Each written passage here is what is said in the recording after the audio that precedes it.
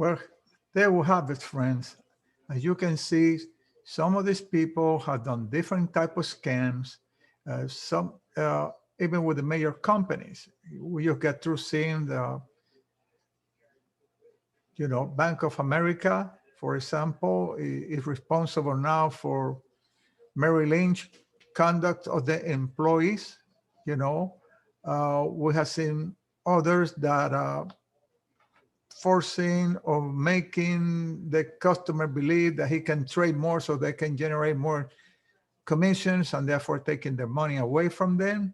Uh, Trading too often in a short term is a losing proposition. You gotta be, the longer the term, the easier it is to trade. The shorter the term, the more difficult it is. So as you can see, this type of what we just recently saw is in regard with elderly people that even their families and the people that work for them take advantage of them and take the money away. The next part we're going to do is the corporations, the banks, the guys that promise all kind of different good investments, and then at the end it turned out to be nothing more than a scam. Uh, they have been using pyramid. This is nothing new. It goes back, to the 1960s. The problem is that these people today is still around and they keep on carrying the bad habits. And you are subject to those things. And people have short memory. They forget.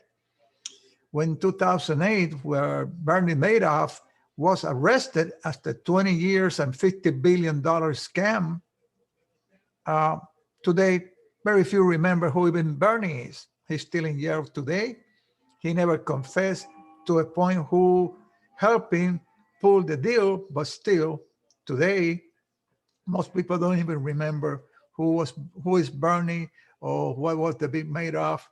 You got another one in Houston, Texas, from the Enron Corporation, where the employees were forced to hold to their retirement account when the owners and CEOs of the company was dumping the stock. Well, they played a little trick that we're going to discuss later. It seemed like it coming from a chapter of the Godfather movie on part 2, but that's the way it is. Those things do really happen. Those movie and stuff like that come from other act of other people that they now become movies, but in reality it's done every day. You take people, for example, in the case in Houston, the judge found him guilty, the jury found him guilty, but he was given 30 days before he coming back to court to find out how many years he was going to serve. Here's the problem. During those 30 days, the family got together and he, very unique way, passed away with the doctor right next to him. So when time comes to sentence, the judge says, well, I'm sorry, folks, but he's dead now, so we cannot give him a sentence of somebody that is dead. But here's the catch, and here's the big problem, that those that were suing to recoup the money, now they cannot get it. So the family walk away with billions of dollars and left everybody holding the debt. They didn't got nothing for what they were claiming on the lawsuit. So they spent money going to court. They take him to court. He found guilty by the jury. And then somehow, to protect the fortune of the family, and this is what I'm talking about, that seems like it coming from the Godfather movie, the man suddenly died, and therefore his fortune no longer can be touched, but those that are suing him and the family keep the money. How about that? Think about that. So he got a break because he found guilty, but he never was sentenced to how many years he wanted to serve in jail. And therefore, saying he's dead now, guess what? You were suing, trying to get your money. You're not going to get it. It was over and done. That's very, very, very, difficult to swallow if you happen to be an investor that have been taken care of it. If you happen to be an employee that your retirement disappear because the action of the bosses. So we're going to see that on part 2. But for now, we're going to see another guy from Houston, right? That is the man, the billionaires and the banks, how he got help from the bank for 20 years to pull this scheme, and a lot of people got burned. And you're going to see some of the victims on this video. So what I'm trying to do, I don't blame anyone, whether they're selling sewing machines or cosmetic, they were doing their thing, and they get a lot of people that count with them as, oh, he was a nice person, he helped me a lot. He said, let me tell you something about that. Even church followers, they have been all kind of church scandals too. Nothing different, right? Jim Baker, with 700 Club or whatever, that somebody else took over. They did the same thing to the church members. They donated, they live high on the hog. That's between them and God.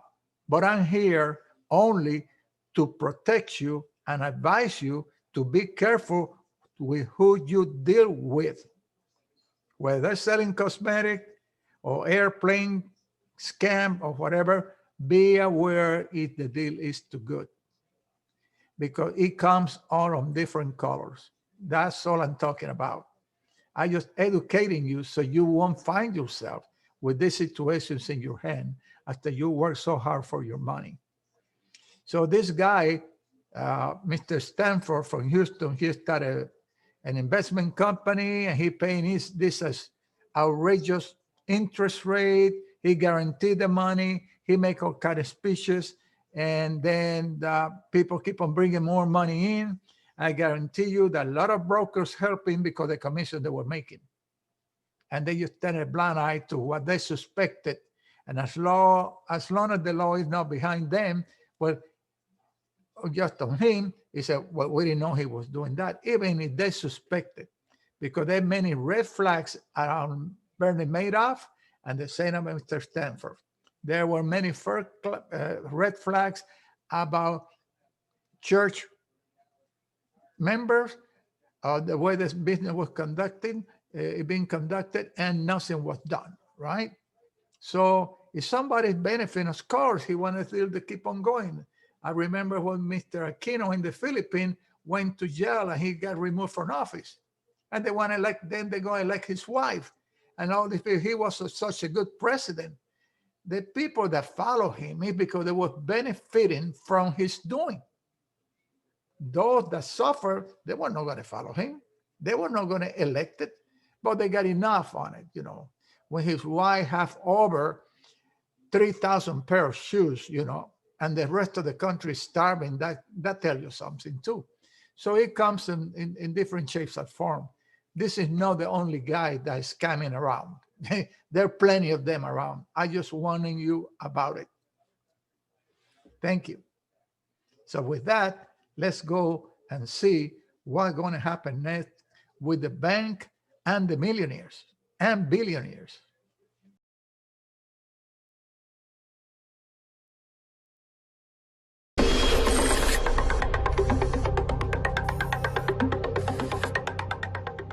Good evening and welcome to 16 by 9. Alan Stanford was among the wealthiest men in the U.S. He built a lavish lifestyle from banking and smooth talk. But his slick sales pitch turned out to be a lie. Stanford ran one of the biggest Ponzi schemes in American history. That is until his house of cards collapsed, costing investors billions. Tonight, Sean O'Shea has the story of a fraudulent empire built with the help of one of Canada's biggest banks. The spiel was awesome. It was like books of fancy pictures and data and nice office with pictures of children on the walls. It was very, very, very believable. And apparently after the fact, lots of people believed. Here, the possibilities are endless because potential has no boundaries. He built a marketing machine and a banking empire that spanned the globe. The Stanford organization today maintains in excess of $10 billion in deposits, assets under management, or advisement. That banking empire allowed Alan Stanford to become one of the richest men in the world. He even appeared on TV playing that role. Is it fun being a billionaire? Well, yes, I have to say it is fun being a billionaire, but it's hard work, But as they say, behind every great fortune is a great crime. It was at night when it came on the evening news. Lewis had already gone to bed, and it said the SEC has shut the Stanford entity, whatever, down. Today, in the Southern District of Texas, an indictment charging R. Alan Stanford, chairman of the Houston-based Stanford Financial Group. And I went and woke Lewis up, and I said, baby, we may have lost our money with Stanford. That news meant that much of Kathleen and her husband Lewis's retirement savings, $240,000, were gone overnight. Money that was handed to this man. The moral to this story is if you're full of BS, it'll get you to the top, but it will never, never, never keep you there. Thank you very much. Thank you. None of it was true. None of it was true. His was a classic Ponzi scheme. Yeah, hard-earned money went down the drain because of him.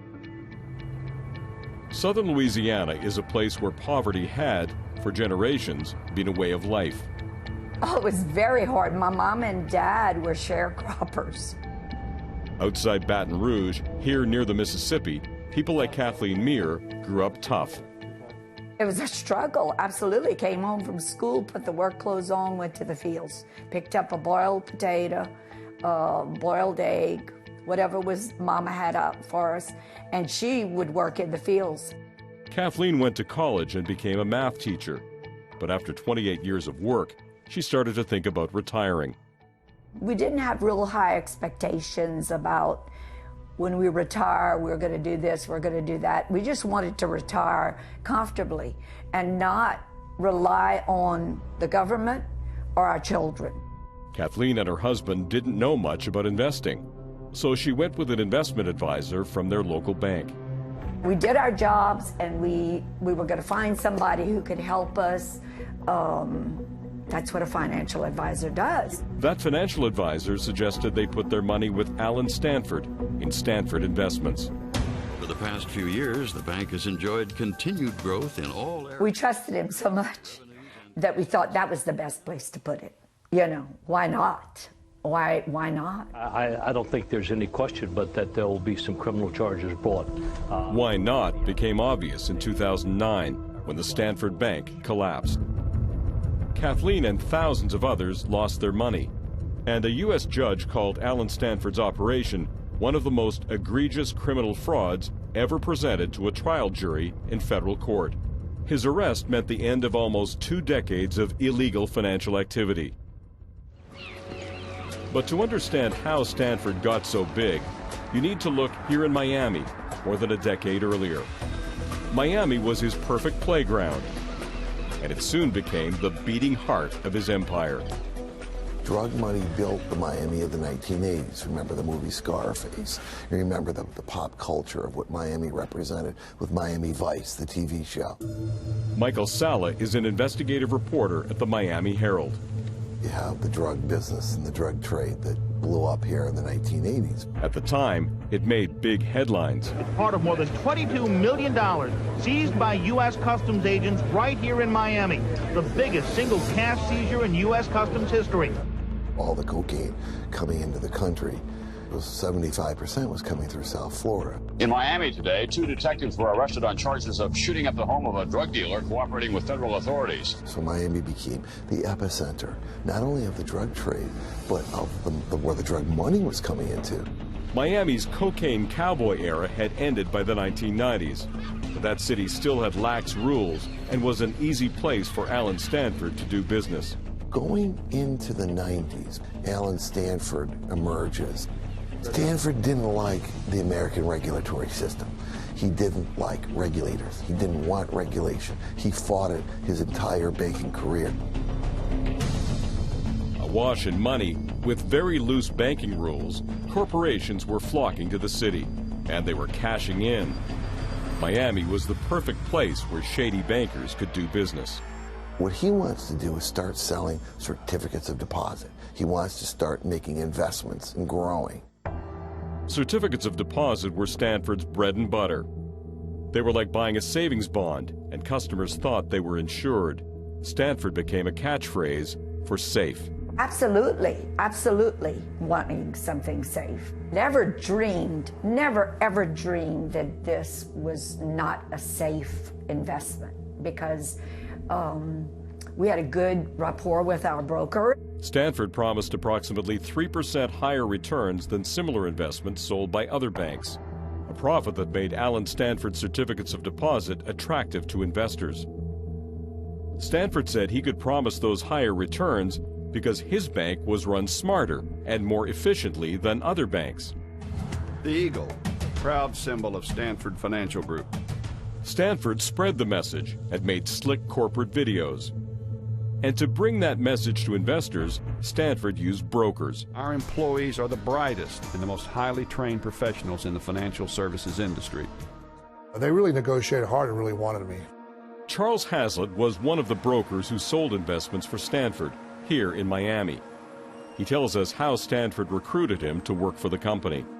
What do you remember about that phone call with him? Big Texas drawl, very friendly, said kind of the things I wanted to hear, that they were looking to recruit, some outstanding brokers. Used a lot of buzzwords. He's bigger than life. He would say things like, we want to hire someone that's as big as Texas, that can do all, can produce like the size of Texas. The main reason Stanford can soar so high is our talented staff, of which I am very proud. Alan Stanford paid his brokers some of the best salaries in the city. And they're offering a good salary, right? Correct. Salary plus an incentive, an upfront bonus to move over. So how much were we talking about? It was in the hundreds of thousands. So this was good. This was good money. Yes, it was. But with the fat paycheck also came pressure. One of Hazlitt's clients wanted more information about those super safe certificates of deposit. Hazlitt says he confronted his bosses and asked where the money was going. And they refused to. All they told me was something like, it's 20% stocks, 15% bonds, 10% real. But they didn't give me enough. My client wanted more information. My client wanted to see the portfolio, basically. And they claimed it was proprietary. It was proprietary, that this was some kind of secret sauce mix. Right. This was some kind Which of banks here aren't allowed to do that. Banks show their balance sheet. Hazlitt kept asking questions. Hazlitt says that in the world of Alan Stanford, that made him a problem. I was ruffling too many feathers. I wasn't a team player. I wasn't a family. It was almost like mafia. I wasn't like a family member. I was questioning the Godfather, if you will. In that regime, people didn't ask questions. Nobody asked questions. It got so bad that Hazlitt eventually quit. In the next few minutes, I'm going to tell you about the products, the services, and the personal philosophy that make us unique in the financial services industry. Stanford ended up coming after him for the bonus money he got when he joined. And Hazlitt says he ended up losing hundreds of thousands of dollars in fees and legal costs. In her small town, Kathleen was also feeling the pain caused by Stanford. Did y'all hear? Did y'all hear what happened to the Stanford stuff? Did y'all hear? And I didn't want to say a word. I was so embarrassed.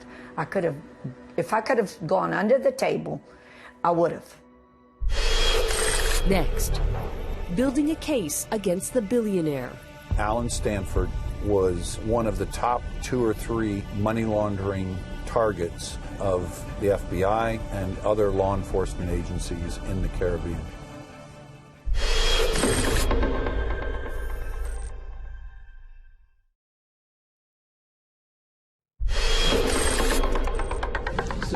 All right, ready? Hello, everyone. The first half of 2000... I don't like that. With charm, charisma, and a silver tongue. Hello, everyone. The first half of Robert Alan Stanford built a massive banking empire. It made him a billionaire. Can you hear me? And he treated his employees like family. I want all of you to enjoy yourself to the fullest this weekend. We have spared no expense, as you can see. The rules of the family were strict, and according to Hazlitt, employees were not supposed to ask too many questions about where the money was invested. People say, how in the world has this business of yours grown, Alan? I say, well, simply because we do things differently. Many times we do them the way they used to do them 20 years ago. But at least one employee, Charles Hazlitt, did start asking questions. In fact, every time I brought up anything in meetings, everybody was looked at me very shocked. But do you think people didn't ask questions because the money kept flowing? Sure, a blind ignorance, right? I think they didn't want to turn the rock over. To try and get Hazlitt on board, Stanford offered to send him to the bank's Caribbean headquarters in Antigua. I went to Antigua because Mr. Stanford kept saying, I want you to check out our location there. You'll feel better about selling the CDs. And when I went there, that's really when I got nervous. His trip to Antigua did not put Hazlitt's concerns to rest. In fact, it was quite the opposite. It was all very gaudy, very fancy. I didn't see any substance. I talked to the manager of the bank. He didn't seem to know a lot about banking in general. Antigua is home to Stanford International Bank. In the early 1990s, years before he set up in Miami, Antigua welcomed Alan Stanford and his money with open arms. He moved there, and soon he and his businesses would dominate the island. In the early 1990s, Antigua had very lax, if not non-existent, money laundering rules. So you could operate in that venue without fear of being prosecuted locally. Charles Hazlitt was not the first person to start asking hard questions about Alan Stanford. Years earlier, this man was doing his own investigating. He suspected Stanford was a major money launderer. His name is Ross Gaffney, and he ran the white-collar crime squad in the Miami FBI. I would say that at the time, Alan Stanford was one of the top 2 or 3 money laundering targets of the FBI and other law enforcement agencies in the Caribbean. We set up a sting operation based on actionable intelligence. We recorded conversations with Stanford in which he very candidly laid out what he charged to launder money, who he paid off. He was very boastful of, that he was a major money laundering bank. Ross says that drug kingpins were good at hiding their tracks. Also, the Miami FBI couldn't conduct extensive and long-term covert ops in Antigua. Tough U.S. rules prevented them from doing so. So, despite some undercover work, the FBI could not make the case against Stanford stick. Mr. Prime Minister, members of government. As Stanford's influence on the island grew, rumors of money laundering would persist for years. He paid over $200,000 to the lead top regulator in Antigua to look the other way and allow him to essentially keep his operation flourishing, keep it from being disclosed. In 1999, the U.S. government was so fed up with Antigua and Stanford's relationship, the U.S. Department of the Treasury issued a rare warning, only the second of its kind in history. The American government said that Antigua's anti-money laundering laws were weakened because the regulator there includes representatives of the very institutions the authority is supposed to regulate. What happened was he basically took over the regulation of his own bank in Antigua. He was able to put himself on the board of the regulators that oversaw his bank. Antigua had become a major money laundering nation, and Stanford, who was now the most powerful man on the island, had become a problem. And our U.S. government reacted by issuing this extraordinary warning and spelling it out, and they didn't mention him by name. One State Department wire obtained by 16 by 9 said that the Antiguan government has effectively ceded oversight of its offshore sector to an offshore banker and his minions. None of this stopped Stanford or even slowed him down. Stanford Group Company, brokerage firm with branch offices in Miami, Denver, Baton Rouge, Dallas-Fort Worth, and Bonita Springs. Staying one step ahead of the law, Alan Stanford just kept growing his business. expanding in the U.S. and elsewhere. As you have seen, the Stanford Financial Group offers a full array of financial services in many markets throughout the globe. Alan Stanford's big focus in the U.S. became those certificates of deposit, CDs. He just looted the banks. Lincoln Kaler is a Toronto lawyer who's looked into Stanford's operation. He says many of those Stanford certificates of deposit were worthless to many people. So what he did was he went out and sold certificates of deposit to investors. They bought them. He would pay them interest, and he paid the interest from the new investors. Banks are supposed to take certificate of deposit money and put it in safe investments, getting a small return, which they then use to pay their investors.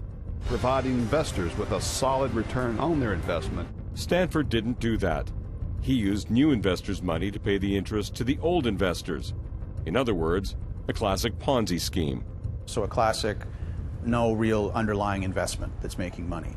And what he did in the meantime was take money out of the bank and spend it on his lifestyle. I just knew something wasn't right. They couldn't generate a return on portfolio to pay those kind of CD rates without something being wrong, you know. Something was wrong, and the fraud was much bigger than he ever realized. The Stanford International Bank Ponzi scheme is the second biggest in the world ever. The core capital loss to the investors is $5.5 billion. To keep the scheme alive, those billions needed to move from Stanford's clients in the U.S. and South America to accounts controlled by Alan Stanford. To do that, he needed a big bank, one that would give his operation credibility. For that, Stanford used the same bank 12 million customers across Canada use. But in terms of scope, the TD was by far the biggest, right? The majority of the money went through TD. Next, how a Canadian bank backed a billionaire fraudster. The very fact that they are taking him on as a correspondent bank, they're vouching for his legitimacy.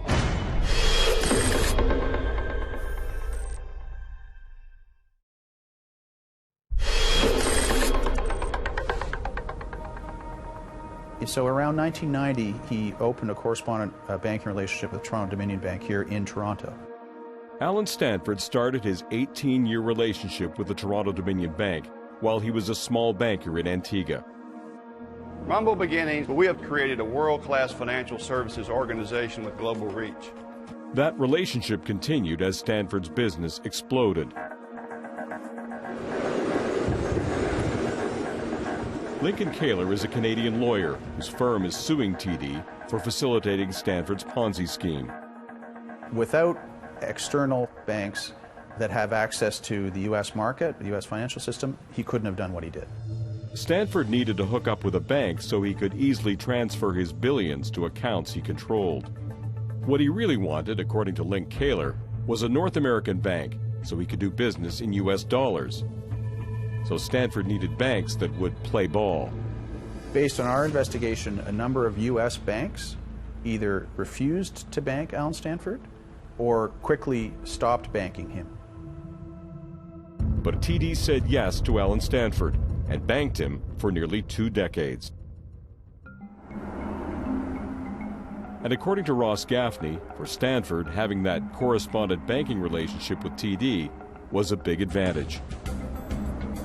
The very fact that they are taking him on as a correspondent bank, they're vouching for his legitimacy with other financial institutions. Gaffney says that legitimacy that TD provided Stanford was important as Stanford grew his business. He could go back and say to the people in the Caribbean or to people in South America, my relationship was with, one of the top 5 banks in Canada. Canada was also known internationally as a safe harbor, a place where banking was more conservative and less risky. For TD, being a Canadian correspondent bank and moving money for another bank also came with responsibilities. TD officials were required to do their homework. TD bankers took due diligence trips and met with Stanford's people. Their job was to make sure his operation was above board. While Stanford was looting his own bank, Kaler says TD was doing next to nothing. based on what we've found out so far, the content of the presentations that we found given to the TD bankers were very superficial. We know other bankers who asked the tough questions, didn't get the answers, and stopped banking them. According to internal documents obtained by 16 by 9, there was also socializing done between TD and Stanford officials. One TD official participated in PGA Golf Pro-Am tournaments sponsored by Stanford. And Stanford staff and TD bankers ate at a fancy restaurant together. According to Link Kaler, while TD had relationships with hundreds of banks, including some of the biggest in the U.S. and worldwide, amazingly, Stanford overtook all of them, becoming TD's biggest correspondent banking customer. The correspondent banking relationship, as we understand from our investigation, became their biggest correspondent banking relationship, which seems odd given that it's a relatively small bank in Antigua. We're not just talking about a little bit of money here. How much money was flowing through TD Bank and Stanford in the last year? In the approximate last 12 months, almost $3 billion went through the correspondent account. $3 billion through TD Bank? Correct. In 1 year? Correct. And Kaler says all that Stanford money going through Toronto-Dominion Bank meant more corporate banking revenues for TD. According to TD's annual reports, those revenues increased by $71 million from 2005 to 2007. A 22% increase in revenue that Kaler says was due in part to an increase in correspondent banking with Stanford. For Stanford, all that cash coming in via the Toronto-Dominion Bank meant he could have a very big lifestyle, according to Kaler. Well, he's the biggest guy on the island. He's got at least 4 private jets that he used to fly all around the world, at least 2 huge yachts. He's got homes all over the world, and he's taking extravagant holidays. He's got the helicopter that says Stanford on it. So, yeah, he's living large.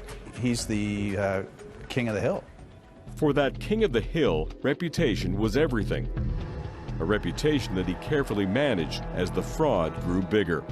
We need many more investors with this type of long-term commitment, willing to work, and having a government, many times just as important, if not more, willing to work with the investor. Stanford was the legitimate banker. He also played the role of great philanthropist.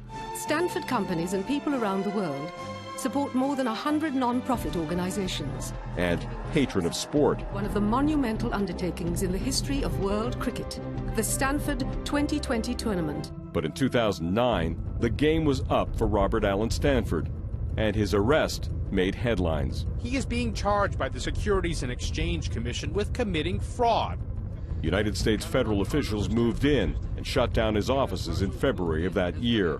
The Securities and Exchange Commission alleges Stanford is running a fraud scheme. They also seized his passport. Allen Stanford was charged with 14 counts. At the time, he denied those allegations to an ABC News reporter. I will die and go to hell if it's a Ponzi scheme. It's no Ponzi scheme. The other allegation is that you were involved with the Mexican drug cartel. Oh, bull. If you say it to my face again, I will punch you in the mouth. You're going to punch me in the mouth? No, I'm not going to punch you in the mouth. But I'm just saying that is absolutely an absolutely ludicrous thing to say. Despite denials, in 2012, Allen Stanford would be convicted on 13 of 14 counts, which included fraud and obstruction of a Securities and Exchange Commission investigation. A conviction that led to an astonishing 110-year sentence in a U.S. federal penitentiary. The appeals court would later say that Stanford sat atop a massive Ponzi scheme, and that by 2008, Stanford built approximately $1 million per day from investors to finance his personal endeavors. I'm proud of everything I've done. I've never involved myself in anything wrong or illegal or unethical. We wanted to know why, for almost 2 decades, the Toronto-Dominion Bank did business with Allen Stanford, one of the biggest fraudsters in North American history. We asked TD for an on-camera interview, and they told us it is TD policy to not comment on matters before the courts.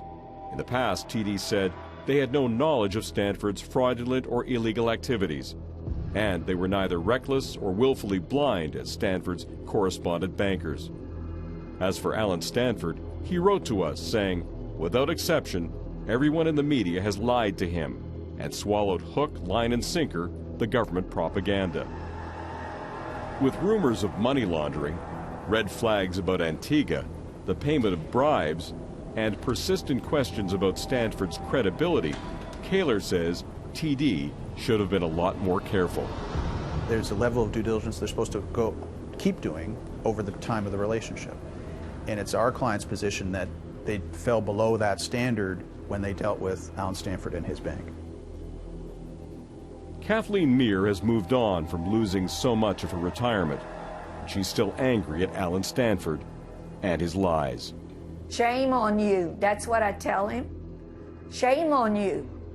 Poor people, you know, who trusted. Shame, shame, shame for the lives you've ruined.